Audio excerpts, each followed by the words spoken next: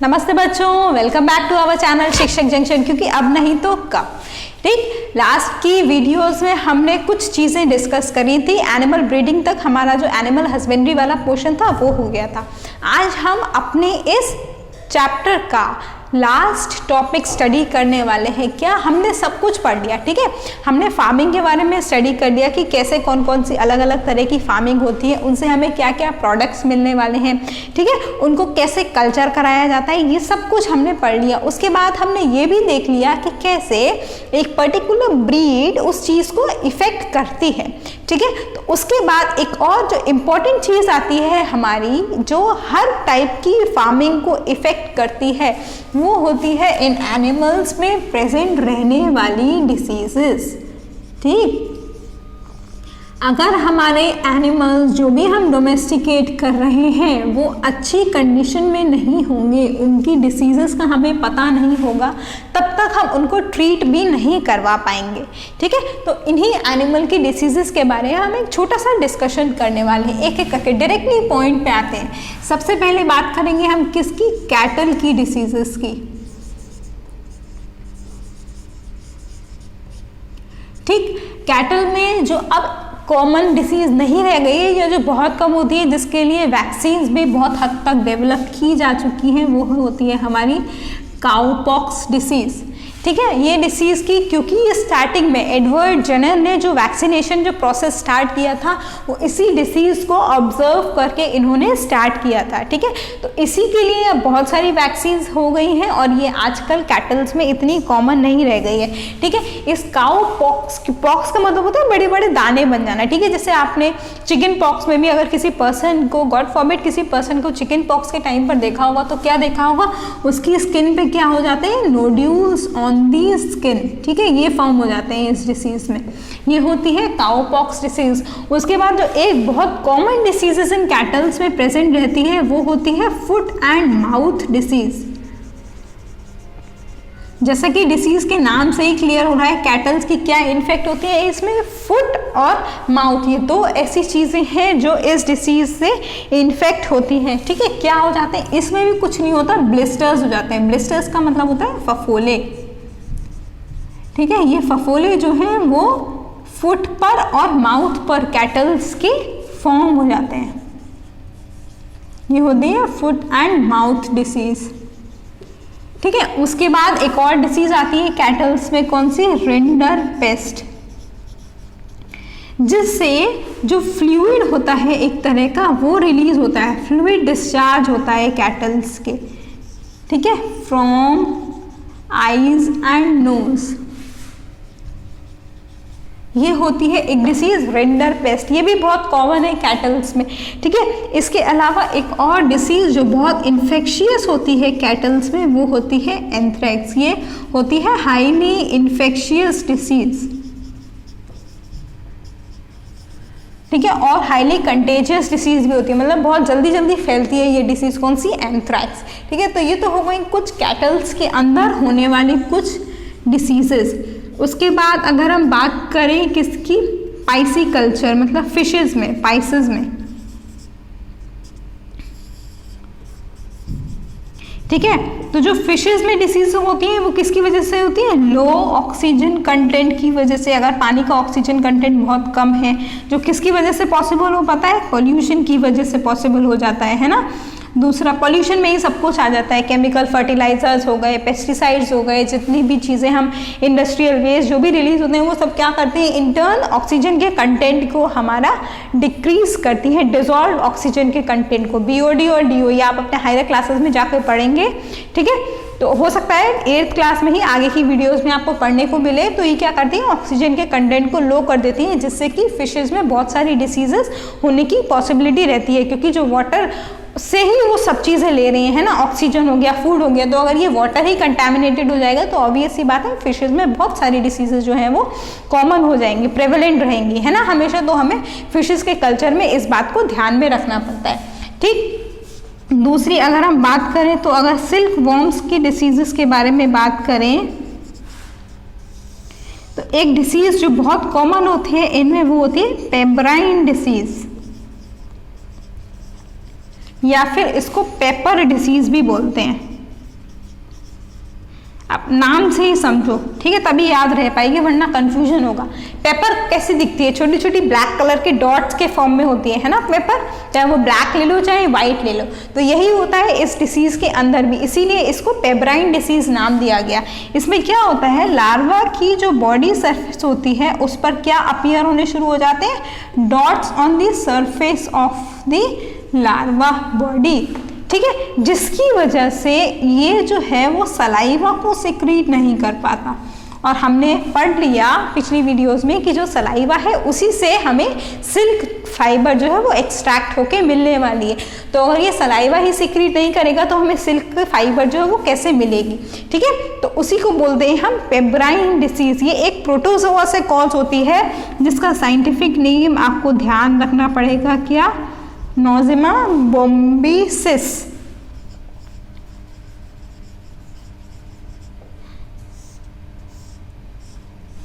ठीक है। ये एक प्रोटोजोआ है जिससे ये डिसीज कॉज होती है। और ये डिसीज कौन से सीजन्स में प्रेवेलेंट रहती है इन सिल्क वॉर्म्स में, रेनी सीजन में और विंटर सीजन में, ठीक है। ये तो हो गई हमारी सिल्क वॉर्म्स में डिसीज। उसके अलावा अगर बात करें तो पोल्ट्री में बहुत कॉमन है फ्लू, है ना, बर्ड फ्लू, एवियन फ्लू, ये कुछ ऐसी डिसीजेस हैं जो पोल्ट्री में, बर्ड्स में बहुत कॉमन रहती हैं। तो हमें उसका ध्यान रखना पड़ेगा। और वो सब हमने आपको एक लाइव वीडियो के थ्रू भी एक्सप्लेन करने की कोशिश करी थी कि कौन कौन सी ऐसे मेथडोलॉजीज हैं जो पोल्ट्री फार्म्स में मेंटेन करके रखते हैं ताकि ये डिसीजेस होने के जो चांसेस हैं वो थोड़े कम रहें, ठीक है।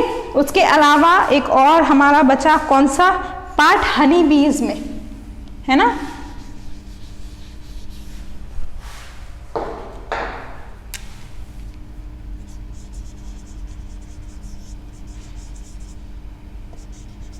अगर हम हनी बी की डिसीजेस की बात करें तो दो तरह की डिसीजेस हनी बी में बहुत कॉमन होती हैं, ठीक है। कौन कौन सी होती हैं वो? एक तो होती है अमेरिकन फाउल बर्ड, सिर्फ नाम ध्यान रखने की ज़रूरत है, बहुत बेसिक से टर्मिनोलॉजीज हैं जो बस आपको सिर्फ ध्यान में रखने हैं, ठीक है। जैसे अमेरिकन फाउल बर्ड है, ऐसे ही एक और डिसीज होती है, क्या, यूरोपियन फाउल बर्ड। ये दो ऐसी कॉमन हनी बीज में डिसीजेस हैं जो फाउल बर्ड नहीं है, sorry, it is foul breed,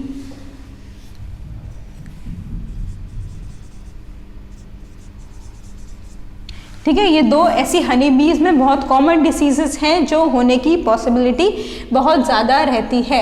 I think कि सारी डिसीजेस जो हैं वो लगभग हमने डिस्कस कर ली। इन डिसीजेस में क्या होता है, ये जो हनी बी होती है वो अपना लार्वा सिक्रीट करने से पहले ही मर जाती हैं, ठीक है। Larva dies before maturing, in fact larva तो बन जाता है लेकिन उससे वो मैच्योर नहीं हो पाते, मैच्योर होने से पहले ही मर जाएंगे। और हनी बीज जब तक मैच्योर नहीं होंगे तब तक हनी और बी वैक्स को सिक्रीट नहीं कर पाएंगे, ठीक है। तो इसी हर डिसीज में एक पर्टिकुलर कैरेक्टर है, जिस हम उसे डिसीज तभी कैरेक्टराइज करेंगे जब हमें उससे जो प्रोडक्ट चाहिए वो नहीं मिल पा रहा होता है, ठीक है। तो उसी के बेसिस पे ये सारी डिसीजेस हमने कैरेक्टराइज कर ली और कैटेगराइज कर ली, ठीक है। तो सिर्फ आपको नाम ध्यान रखने की ज़रूरत है। और ये मैंने आपको एक जनरल बता दिया कि कोई भी डिसीज तब तक हम उसको डिसीज बोलते हैं जब तक हमें वो जो प्रोडक्ट है वो ना मिल पाए। तो जो भी वो डिसीज पर्टिकुलर रहेगी या फिर उस प्रोडक्ट की क्वालिटी इफेक्ट हो तब हम उसे डिसीज टर्म करते हैं, ठीक है। ये तो हो गई कुछ डिसीजेस की बात। चलो अब एक कॉमन टॉपिक पर आते हैं, ठीक है। हमने क्या देखा, अभी जितनी भी डिसीजेस हमारे यहाँ पर कॉज हो रही थी वो सब माइक्रो ऑर्गेनिज्म से हो रही थी। ऑब्वियस सी बात है माइक्रोब्स से ही होंगी, कुछ इसमें स्पेशल वाली बात डिस्कस करने जैसी नहीं है, ठीक है। इसका मतलब ये जो माइक्रोब्स हैं वो हमारे लिए हेल्पफुल है, हेल्पफुल नहीं है, सॉरी, हार्मफुल है ना। सारे जितने भी अभी हमने पढ़े डिसीजेज या तो प्रोटोजोआ से हो रही थी या किसी भी बैक्टीरिया से, वायरस से, इन सब से ही होगी, ठीक है। तो इसका मतलब माइक्रोब्स जो है वो हार्मफुल हैं, लेकिन ऐसा नहीं है हर समय। जो माइक्रोब्स हैं वो हमारे एज अ फ्रेंड भी एक्ट करते हैं। There are several microbes which act as our friends, which needs to be studied. ठीक है, अब जैसे मैं आपको एग्जाम्पल देती हूँ, सबसे पहले जो माइक्रोब्स के नाम पर सबसे पहले हमारे दिमाग में कैटेगरी आती है वो आती है बैक्टीरिया की। ठीक है, ये बैक्टीरिया बहुत तरह से हमारे लिए हेल्पफुल प्रूव होते हैं। देखो, हमने एग्रीकल्चर वाले पार्ट में ऑलरेडी इस पर थोड़ा सा डिस्कशन किया है कि कैसे बैक्टीरिया हमारे लिए हेल्पफुल प्रूव होते हैं। उसके अलावा अगर मैं आपको कुछ और एग्जाम्पल्स देने के लिए प्रूव करूं कि ये बैक्टीरिया कैसे हेल्पफुल है हमारे लिए, तो देखो, हम सब लोग अपने घरों में दही को यूज़ करते हैं ना। ये दही हमारी बॉडी के लिए बहुत अच्छा होता है, ऐसा बोला जाता है और वाकई में होता भी है। लेकिन क्या आपको पता है कि इस कर्ड की एक बोल के अंदर there are millions and millions of bacteria that are known as this lactobacillus. ठीक है, इनफैक्ट मिल्क के बहुत सारे प्रोडक्ट्स में ये लैक्टोबैसिलस जो है वो प्रेजेंट रहते हैं, जो कि हमारी बॉडी के लिए यूज़फुल है। ये हमारी बॉडी के इम्यून सिस्टम को बढ़ाते हैं। दूसरा, हमारी बॉडी के अंदर जो हार्मफुल बैक्टीरिया आने की पॉसिबिलिटी होती है उसके साथ कंपीट करके ये अपनी जगह बनी रहने देते हैं, ताकि हार्मफुल बैक्टीरिया की हमारी बॉडी में एंट्री ना हो सके या फिर उनका अटैक ना हो सके। ठीक है, ये तो हो गया एक एग्जाम्पल। दूसरे बहुत सारे ऐसे एग्जाम्पल्स हैं, बहुत सारे प्रोडक्ट्स हमें इन बैक्टीरिया की हेल्प से मिलते हैं। जैसे एक तो मैंने आपको ये लैक्टोबैसिलस बताया, दूसरा ये बैक्टीरिया किसके काम में आते हैं, they are used in ripening of cheese. आप जो जो तरह की चीज़ अपने मार्केट से परचेज करके खाते हैं ना, बहुत सारी चीज़ में बैक्टीरिया ही यूज़ होते हैं उनके राइपनिंग प्रोसेस के टाइम पर, ताकि हमें उस पर्टिकुलर चीज़ का फ्लेवर मिल पाए। ठीक, एक और example, These bacteria are there present in the STPs, मतलब सीवेज ट्रीटमेंट प्लांट्स। जितना भी हम कूड़ा करकट सीवेज अपने घरों से, इंडस्ट्रियल से जो भी कलेक्ट होता है उसको ट्रीटमेंट करने के लिए, आजकल जब अब तो कोरोना के चक्कर में वो सब चीज़ें स्लो पड़ गई, लेकिन हाँ, ये नमामि गंगे प्रोग्राम या क्लीन गंगा वाले जितने भी प्रोग्राम्स थे वो सारे क्या थे, हमारी वाटर बॉडीज़ को क्लीन करने के लिए सीवेज ट्रीटमेंट प्लांट्स लगाए गए थे। इन प्लांट्स में बायोलॉजिकल ट्रीटमेंट के अलग अलग स्टेप्स होते हैं जो आप आगे हायर क्लासेस में पढ़ेंगे, लेकिन मैं सिर्फ बैक्टीरिया का यूज़ बता देती हूँ। ठीक है, इन सीवेज ट्रीटमेंट प्लांट्स में हम बैक्टीरिया को ही यूज़ करते हैं, ताकि जो हार्मफुल बैक्टीरिया उस सीवेज में प्रेजेंट हैं उनको हम वहाँ से हटा सकें। ठीक है, ये हो गया। उसके अलावा अगर हम कमर्शियल प्रोडक्ट्स की बात करें तो बहुत सारे ऐसे बैक्टीरिया हैं जो कमर्शियल प्रोडक्शन में हमारे बहुत सारे प्रोडक्ट्स हमको देते हैं, जैसे एसिटिक एसिड, ये बैक्टीरिया से मिलता है हमको। ठीक है, सिट्रिक एसिड, ये भी बैक्टीरिया से मिलता है। इसके अलावा ये ब्यूटाइरिक एसिड, ये सारे कुछ ऐसे प्रोडक्ट्स हैं जिनके प्रोडक्शन में हमें बैक्टीरिया का यूज़ कर, जिन्हें हम बैक्टीरिया को यूज़ करके अलग अलग इंडस्ट्रीज़ में कमर्शियल प्रोडक्शन करते हैं। उसके अलावा बैक्टीरिया का एक और इम्पॉर्टेंट यूज़ काय में आता है, एंटीबॉडीज़ या फिर वैक्सीन्स के प्रोडक्शन में भी आता है। जितनी भी वैक्सीन्स हमारी बॉडी में इंजेक्ट होती हैं उनमें कहीं ना कहीं माइक्रो ऑर्गेनिजम्स का यूज़ होता है और बहुत हद तक उसमें बैक्टीरिया भी यूज़ किए जाते हैं। ठीक है, इसके अलावा there are lots and lots of useful things which we get out of these bacteria, which as you will move on to your higher standards you will come to know what are they।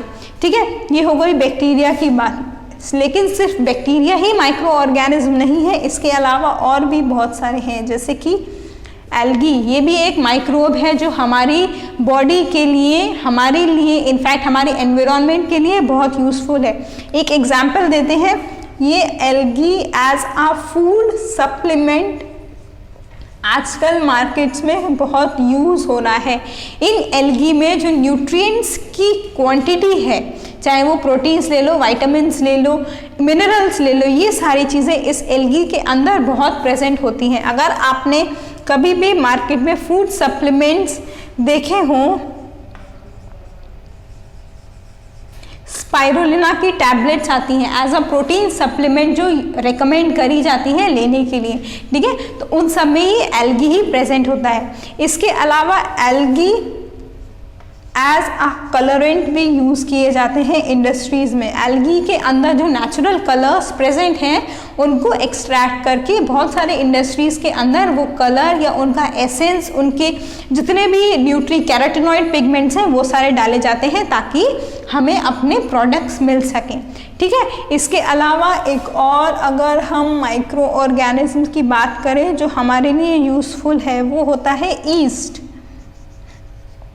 East अगर आपने in fact अपने घरों में सब जगह पर देखा है, इस ईस्ट की पर्टिकुलर, इस ईस्ट से मिलने वाला प्रोडक्ट कहाँ पर, आपकी ब्रेड सबसे कॉमन एग्जाम्पल।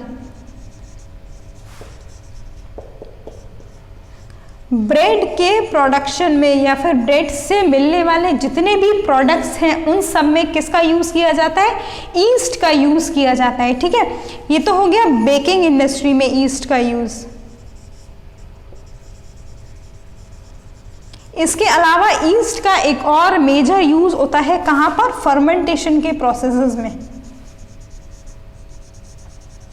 तो बेकिंग इंडस्ट्रीज के साथ साथ ये ब्रूइंग इंडस्ट्रीज में भी यूज़ होती है।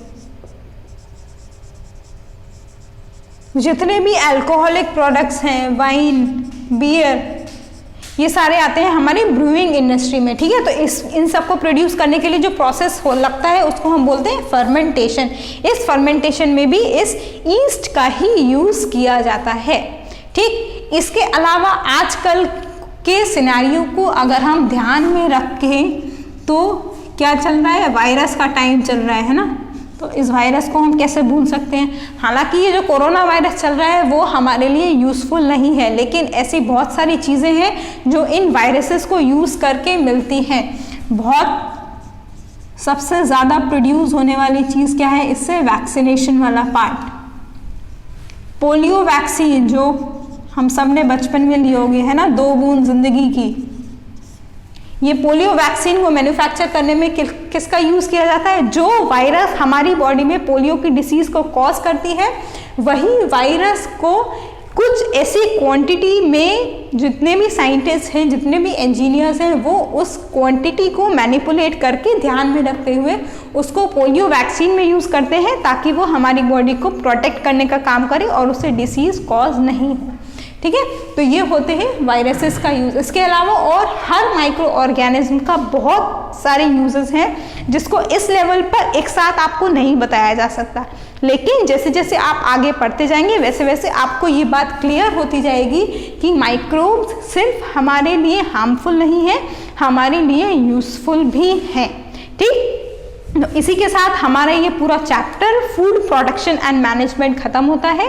नेक्स्ट वीडियो में, जैसे हमने पिछली वीडियो में जब हमने अपना क्रॉप इम्प्रूवमेंट वाला टॉपिक जो था वो फिनिश किया था और कुछ एक्सरसाइजेस डिस्कस की थी, वैसे ही अब इस चैप्टर को खत्म होने के बाद हम एक्सरसाइजेस डिस्कस करेंगे। उससे पहले हम लेंगे अपनी नेक्स्ट वीडियो की स्टार्टिंग में एक क्विक रिकैप फ्लो चार्ट के थ्रू कि हमने अभी तक क्या क्या पढ़ा और उससे रिलेटेड फिर एक्सरसाइजेस डिस्कस करेंगे।